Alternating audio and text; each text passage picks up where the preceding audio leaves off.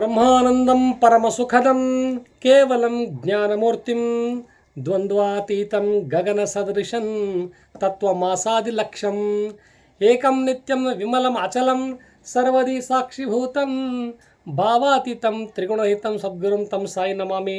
ನಿಮ್ಮ ಪ್ರಶ್ನೆ ಸಾಯಿ ಉತ್ತರ ಭರ್ಜರಿ ಕಾರ್ಯಕ್ರಮದ 138ನೇ ಭಾಗಕ್ಕೆ ತಮ್ಮೆಲ್ಲರಿಗೂ ಸುಸ್ವಾಗತ. ಇವತ್ತು ಕೆಲವರು ಹೊಸಬರು ಕೇಳಿದ್ದಾರೆ. ಎಲ್ಲಕ್ಕಿಂತ ಹೆಚ್ಚಾಗಿ ಒಂದು ವಿಶೇಷವೇನು ಅಂತಂದರೆ, ನಮ್ಮ ಅತ್ಯಂತ ಆಪ್ತ ಗೆಳೆಯ ಮತ್ತು ಸಾಯಿ ಭಕ್ತರಾಗಿರ್ತಕ್ಕಂಥ ಪಳನಿ ಸೇನಾಪತಿ ಅವರಿಗೆ ಬೆಸ್ಟ್ ಮ್ಯೂಸಿಕ್ ಡೈರೆಕ್ಟರ್ ಅಂತ ಅಖಿಲ ಕರ್ನಾಟಕ ಫಿಲ್ಮ್ ಉತ್ಸವದಲ್ಲಿ ಅಮೇರಿಕಾದಲ್ಲಿ ಅವಾರ್ಡ್ ಬಂದಿದೆ. Congratulations Palani sir. ಇವತ್ತು ಯಾರ್ಯಾರು ಕೇಳಿದ್ದಾರೆ ನೋಡ್ಬಿಡೋಣ. ಚೇತನ್ ರಾಜ್ ತುಮಕೂರಿಂದ ಕೇಳಿದ್ದಾರೆ, ಸಾಯಿ ಸೃಜನ್ ಮೈಸೂರಿಂದ ಕೇಳಿದ್ದಾರೆ, ದೆನ್ ಭವ್ಯ ಮಂಡ್ಯದಿಂದ, ಉಮೇಶ್ ರೆಗ್ಯುಲರ್ ವೀವರ್ ಬಂಟ್ವಾಳದಿಂದ, ಕೊಟ್ರಮ್ಮ ಕೊಟ್ಟೂರಿನಿಂದ, ರವಿಕಿರಣ್ ರೆಗ್ಯುಲರ್ ವೀವರ್, ವಿಶ್ವನಾಥ್ ಸೊಂಡೂರಿಂದ ಕೇಳಿದ್ದಾರೆ, ಗೋಮತಿ ಊರ ಹೆಸರು ಹೇಳಬೇಕಮ್ಮ ಗೋಮತಿಯವರೇ. ನೆಕ್ಸ್ಟ್ ಅಗಮ್ಯ ಅಂತ ಕೇಳಿದಾಳೆ, ಅವಳು ಊರ ಹೆಸರು ಹೇಳಿಲ್ಲ. ನೆಕ್ಸ್ಟ್ ಶಶಿ ಕೇಳಿದ್ದಾನೆ ಹೊಸಪೇಟೆ ನಮ್ಮೂರಿಂದ. ನನ್ನ ಸ್ನೇಹಿತ ಒಬ್ಬ ಶಶಿ ಇದ್ದಾನೆ, ನೇತ್ರ ಆಪ್ಟಿಕಲ್ಸ್ ಅವರು. ಓಕೆ, ಅತ್ಯಂತ ದುಃಖಕರ ಸಂಗತಿ ಏನು ಅಂತಂದರೆ, ಮಾಧ್ಯಮದಲ್ಲಿ ಆ್ಯಂಕರ್ ರೋಲ್ ಮಾಡಿ ಪೋಷಕ ನಟರು ಮತ್ತು ಹೀರೋ ಆಗಿ ಮೆರೆದಿರ್ತಕ್ಕಂಥ ನಟ ನಿರ್ದೇಶಕ ದಿಲೀಪ್ ರಾಜ್ ಅವರು ನಮ್ಮನ್ನು ಬಿಟ್ಟು ಅಗಲಿದ್ದಾರೆ. ಅದಕ್ಕೆ ಸಾಯಿಬಾಬಾ ಅವರ ಆತ್ಮಕ್ಕೆ ಸದ್ಗತಿ ಕೊಡಲಿ ಅಂತ ಪ್ರಾರ್ಥಿಸುತ್ತಾ, ಸೊ ಯಾರ ಸಾವು ಯಾರ ಕೈನಲ್ಲಿಲ್ಲ, ಯಾರ ಹುಟ್ಟು ಯಾರ ಕೈನಲ್ಲಿಲ್ಲ. ಆದರೂ ಇರೋಷ್ಟು ತನಕ ಯಾವುದೇ ಹುಚ್ಚು ಸಾಹಸ ಮಾಡೋಕ್ಕೆ ಹೋಗದೆ ನೀವು ಆರೋಗ್ಯ ಕಡೆ ನಿಗಾ ಇಡಿ. ಓವರ್ ಡಯಟ್ ಕಾನ್ಷಿಯಸ್ ಆಗಬೇಡಿ. ಜಿಮ್ ಎಷ್ಟೇ ಮಾಡ್ತೀರಿ ಅಷ್ಟು ರೆಸ್ಟ್ ಮಾಡಿ, ಊಟ ಮಾಡಿ, ಆವಾಗ ಆರಾಮಾಗುತ್ತೆ. ಮನುಷ್ಯನಕ್ಕಿಂತ ಹೆಚ್ಚು ಸ್ಟ್ರೆಸ್ಸು ಅಲ್ಲ, ಸ್ಟ್ರೆಸ್ ಮನುಷ್ಯನಿಂದ ಆಗುತ್ತೆ, ಮನುಷ್ಯನಿಂದ ಸ್ಟ್ರೆಸ್ ಆಗುತ್ತೆ ಅಲ್ವಾ. ಅದಕ್ಕೆ ನಾವು ರೆಸ್ಪಾಂಡ್ ಮಾಡೋದನ್ನು ಕಲಿಬೇಕು ಅಲ್ವಾ.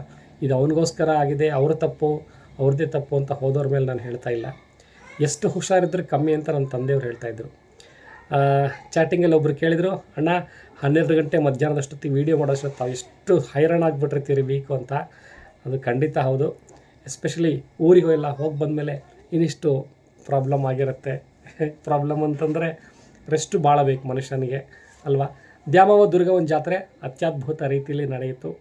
3ನೇ ತಾರೀಖಿನಿಂದ ಸ್ಟಾರ್ಟ್ ಆಗಿ 12ನೇ ತಾರೀಖಿನವರೆಗೂ ಆಗಿದೆ, ಗ್ರ್ಯಾಂಡ್ ಆಯಿತು. ಸೊ 44 ವರ್ಷಕ್ಕೊಂದು ಸಲ ಬಂದಿರೋ ಜಾತ್ರೆ. ನಾನು 4ನೇ ಕ್ಲಾಸ್ ಇರುವಾಗ ಬಂದಿತ್ತು, ತಿರ್ಗಿ ಇವಾಗ ಬಂದಿದೆ. ಸೊ ಅಟೆಂಡ್ ಮಾಡಿದವ್ರಿಗೆಲ್ಲ ಧನ್ಯವಾದಗಳು. ಹಾಗೆಯೇ ನಮ್ಮ ದೊಡ್ಡಮ್ಮನವರ 76ನೆಯ ಜನ್ಮದಿನೋತ್ಸವವನ್ನು ಅವತ್ತೇ ಹಮ್ಮಿಕೊಂಡಿದ್ವಿ ನಾವು, ಸ್ವಾಮಿ ಕಾರ್ಯ ಸ್ವಕಾರ್ಯ ಅಂತ ರಾಯರ ಮಠದಲ್ಲಿ. ಅದು ಆಗರ್ಭವಾಗಿ ಆಯಿತು. ಓಕೆ, ನಮ್ಮ ಕಾರ್ಯಕ್ರಮ ಶುರು ಮಾಡೋಣವಾ. ಚೇತನ್ ರಾಜ್ ತುಮಕೂರು 207. ಸಾಯಿ ಏನು ಹೇಳ್ತಾ ಇದ್ದಾರೆ ನಿಮ್ಮ ಪ್ರಶ್ನೆಗೆ ನೋಡೋಣ. ಸಮಸ್ಯೆ ನಿಮ್ಮಲ್ಲೇ ಇದೆ ಚೇತನ್ ಅವರೇ. 207, ನಿನ್ನ ಕಾರ್ಯವು ಜಯವನ್ನು ಪಡೆಯುತ್ತದೆ. ಇಷ್ಟೇ, ಸಿಂಗಲ್ ಲೈನರ್. ಕೆಲವು ಸತಿ ಬಾಬಾ ಹೇಳೋದು ಸಿಂಗಲ್ ಲೈನರ್. ನಿನ್ನ ಕಾರ್ಯ ಜಯ ಪಡೆಯುತ್ತದೆ. ನೆಕ್ಸ್ಟ್ ಸಾಯಿ ಸೃಜನ್ ಮೈಸೂರಿಂದ ಕೇಳಿದರೆ 416. ನಿನ್ನ ಬಂಧುಗಳಿಂದ ನನಗೆ ನಷ್ಟವಾಗುವುದರಲ್ಲಿ ಇದೆ. ನನ್ನ ನಾಮ ಪಠಣ ಮಾಡು, ನಿನ್ನ ಮನಸ್ಸಲ್ಲಿರುವ ಕೋರಿಕೆಗಳು ಸಿದ್ಧಿಸುತ್ತವೆ. ನೋಡಿ ಹೇಳ್ತಾ ಇದ್ದಾರೆ. ಕೆಲವು ಸಲ ನಮ್ಮವರು ಅಂತ ಓವರಾಗಿ ಹೆಲ್ಪ್ ಮಾಡ್ತೀವಿ, ಆದರೆ ಮಿಸ್ಯೂಸ್ ಆಗೋ ಚಾರಣ ಜಾಸ್ತಿ ಇರುತ್ತೆ. ನಮ್ಮನ್ನು ಬಿಟ್ಟು ನಾವು ಅವ್ರನ್ನ ನೋಡಿರ್ತೀವಿ ಅಂದರೂ ಕೂಡ ನಮಗೆ ರೆಸ್ಟ್ ಇಲ್ದಂಗೆ ನಾವು ಅವರಿಗೆ ಸರ್ವ್ ಮಾಡಿದ್ರು ಕೂಡ ಒಂದೇ ಸಲ ಎಲ್ಲರೂ ಮಾಡ್ತಾರೆ, ನೀವೇನು ಮಹಾ ಅಂತ ಒಂದು ಸಿಂಗಲ್ ಲೈನಲ್ಲಿ ಅವ್ರು ತೆಗೆದು ಹಾಕಿಬಿಟ್ರೆ ಮುಗೀತು ನಿಮ್ಮ ಕತೆ. ಅದಕ್ಕೆ ಬಾಬಾ ಹೇಳ್ತಾ ಇದ್ದಾರೆ, ನೀವು ನಿಮ್ಮ ಬಂಧುಗಳ ಹತ್ರ, ನಿಮ್ಮ ಸ್ನೇಹಿತರ ಹತ್ರ ಒಂದು ಗೆರೆ ಕೊಡ್ಕೊಂಡೇ ಇರಬೇಕು. ಅವ್ರು ಯಾವಾಗಲೂ ಅದನ್ನೇ ಹೇಳೋದು ಸಾಯಿಬಾಬಾ. ಮಮಕಾರ ಎಲ್ಲೂ ಓವರಾಗಿ ಇಟ್ಕೋಬೇಡ. ನೋಡಿ, ಮಮಕಾರ ಇಟ್ಕೊಂಡ್ರೆ ಮುರಿದೋಗಿರೋ ಸಂಬಂಧಗಳು.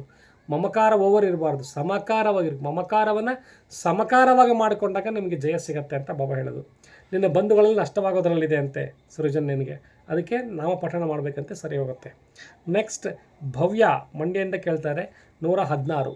ಫಾಸ್ಟ್ ಅನಿಸಿದರೆ ಹೇಳಿ ಅಂತ ಹೇಳಿದ್ದೆ, ಸುಮಾರು ಜನ ಹೇಳಿದ್ದಾರೆ.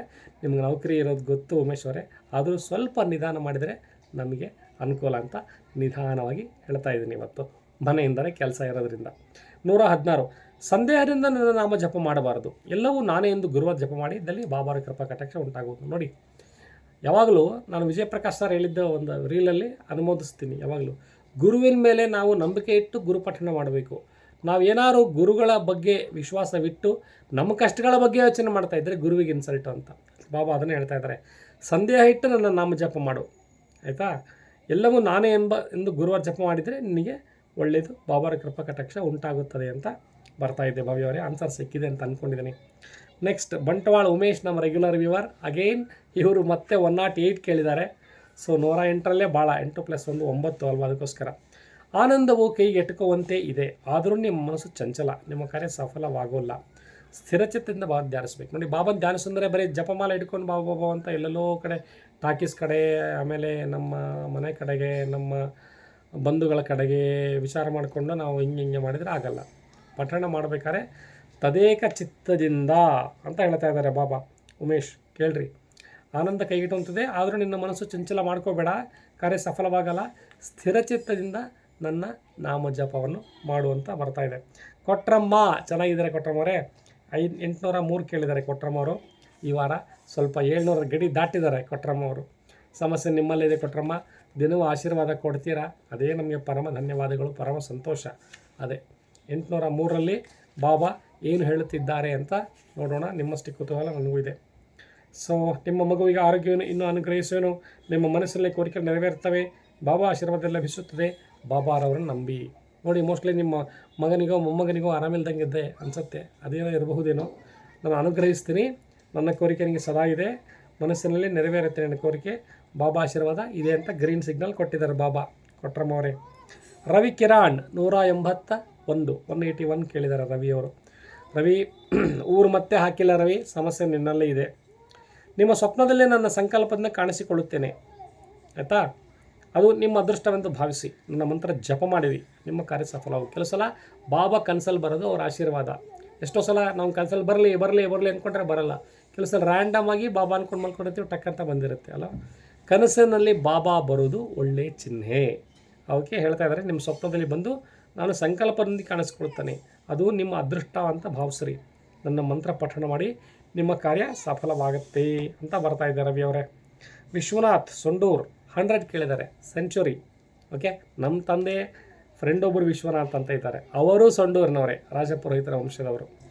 ನೀನು ಕಳೆದುಕೊಂಡ ವಸ್ತು ದೊರಕಬೇಕಾದರೆ ರಾಮಾಯಣದ ಸುಂದರಕಾಂಡವನ್ನು ಬಂತು ನೋಡಿ, ಸುಂದರಕಾಂಡವನ್ನು ಓದು. 7 ಶನಿವಾರ ಹನುಮಾನ್ ದೇವಸ್ಥಾನಕ್ಕೆ ಹೋಗಿ ಪ್ರತಿದಿನವೂ 7 ನಮಸ್ಕಾರ ಮಾಡು, ನಿನ್ನ ವಸ್ತು ದೊರಕುತ್ತದೆ ಅಂತ ಬರ್ತಾ ಇದೆ ವಿಶ್ವನಾಥ್ ಸರ್ ನಿಮಗೆ. ಸೊ ಸುಂದರಕಾಂಡ ಓದಬೇಕಂತೆ, ರಾಮಾಯಣ ಸುಂದರಕಾಂಡ ಓದಿ 7 ವಾರ ಶನಿವಾರ ಹನುಮಾನ್ ದೇವಸ್ಥಾನಕ್ಕೆ ಹೋಗಿ ಪ್ರದಕ್ಷಿಣೆ ಹಾಕಬೇಕಂತೆ. 7 ನಮಸ್ಕಾರ, 7 ಸ್ಯಾಟರ್ಡೆ. ಓಕೆ ಮಾಡಿ ಸರ್, ವಿಶ್ವನಾಥ್ ಸರ್. ಗೋಮತಿ ಅವ್ರು ಕೇಳ್ತಾ ಇದ್ದಾರೆ, ಸಮಸ್ಯೆ ನಿಮ್ಮಲ್ಲೇ ಇದೆ, ಮೈಗ್ರೇನ್ ಅಂತೆಲ್ಲ ಹೇಳಿದ್ದೀರಾ, ಸಮಸ್ಯೆ ನಿಮ್ಮಲ್ಲೇ ಇರಬೇಕು.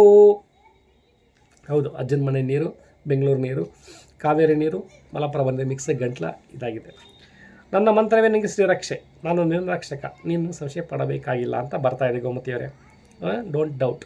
ಅಗಮ್ಯ, ಊರ ಹೆಸರು ಹೇಳಬೇಕಮ್ಮ. ಅಗಮ್ಯ ಹೇಳಿಲ್ಲ ನೀವು. 117 ಅಂತ ತೋರಿಸ್ತಾ ಇದೆ ಅಗಮ್ಯ.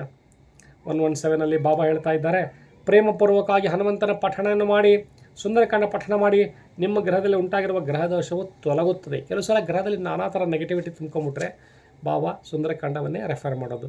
ಸೊ ನೀನು ಅಷ್ಟೇ ಅಗಮ್ಯ, ನೆಗೆಟಿವಿಟಿ ಮನೇಲಿ ಇರೋದರಿಂದ ಸುಂದರಕಾಂಡ ಪಠಣ ಮಾಡು, ಎಲ್ಲ ಗ್ರಹದೋಷ ತೊಲಗುತ್ತೆ ಅಂತ ಬರ್ತಾ ಇದೆ. ಶಶಿ ಹೊಸಪೇಟೆ 087, ಶಶಿಧರ್ ನೇತ್ರ ಆಪ್ಟಿಕಲ್ಸ್ ಅಲ್ವಲ್ಲ ನೀನು ಮತ್ತೆ? ಓಕೆ 87 ಶಶಿ ಹೊಸಪೇಟೆಯಿಂದ. ಹೊಸಪೇಟೆ ಮಳೆಯಾಗಿದೆಯಾ ಶಶಿ? ದಯಮಾಡಿ ಹೇಳಿ. ಸುಂದರಕಾಂಡ 49 ದಿನ ಪಠಣ ಮಾಡು, ನಿನ್ನ ಮನೆ ತೊಂದರೆಗಳು ತೊಲಗುತ್ತವೆ, ಹನುಮಂತನಲ್ಲಿ ಭಕ್ತಿಯಿಂದ ಇರುವಂತ ಬರ್ತಾ ಇದೆ. ಇಲ್ಲಿಗೆ ಇವತ್ತು 138ನೇ ಕಾರ್ಯಕ್ರಮ ಮುಗಿಸೋಣ. ಕರ್ತವ್ಯಾಧಿಕಾರಿ ಹೋಗ್ಬಿಡ್ತಾ ಇದೆ. ಮತ್ತು ನಿಮ್ಮ ಭೇಟಿ ನೆಕ್ಸ್ಟ್ ವೀಕಿಗೆ. ಸರ್ವೇ ಜನ ಸುಖಿನೋ ಬಂತು, ಸರ್ವೇ ಸಂತು ನಿರಾಮಯ, ಸರ್ವೇ ಜನ ಸುಖಿನೋ. ಎಲ್ಲರೂ ಆರೋಗ್ಯವನ್ನು ಚೆನ್ನಾಗಿ ನೋಡ್ಕೊಳ್ಳಿ. ಓಂ ಸಾಯಿರಾಮ್.